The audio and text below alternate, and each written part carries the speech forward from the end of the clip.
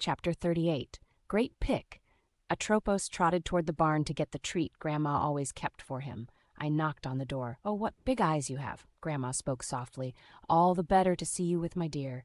The door swung open. "Hello, Grandma." The home smelled of ginger cookies. It was a warm, welcoming place. "Would you like some tea, dear?"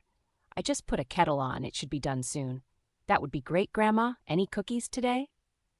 "Now you know the cookie tin is never empty in my house. It's my one rule," she smiled with a wink.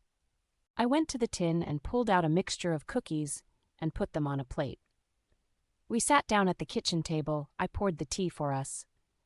"It is good to see you, but I'm surprised. I thought you would be getting ready with everyone else." I took a bite of a lemon cookie with white icing. "What's the point, Grandma? You know, like everyone else, I won't get picked, but I'm all right with it. None of the Broncos like me anyhow." "Now what about that Abel? From what you told me, he seems to be a nice one to you." "Abel! Ugh, I'm sorry, Grandma. He's nice and all, but he was from my collection. I don't think of him that way." "But what if he thinks about you that way? If he picked you, would you not choose him back?"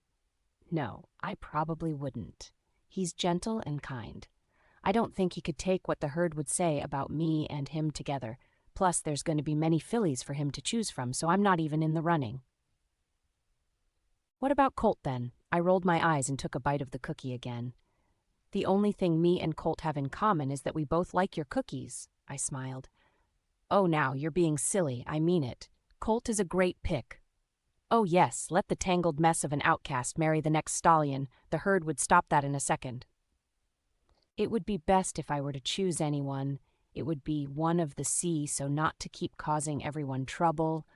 But then I wouldn't see Lavender anymore, and I would have to give up Atropos, and I don't even want to think about any of that." Grandma sipped her tea. "I was much like you when I was young. I found, though, choosing a husband is much like when you choose your horse, when you have the feeling you just know, so I wouldn't be putting on 'so you may choose someone' yet." "Yeah, but they won't choose me, even if they did, and I did say yes to them, which I wouldn't. I didn't make any beads or make a fine dress." "About that, I have something to show you." She went over to a trunk, opening the lid.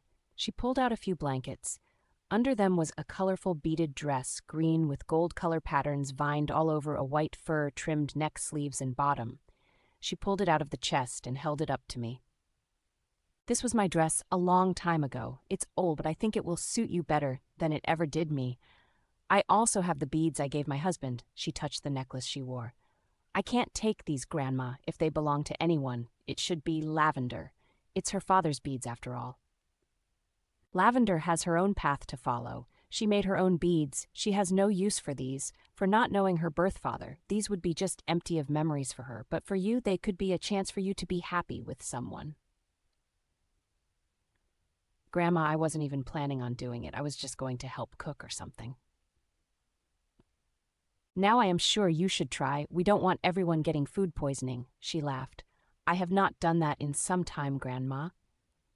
"Promise me that you will wear my dress. Please, Viddy. It's all I ask, if for you to try." "All right, Grandma, all right, but I think you have your hopes up already.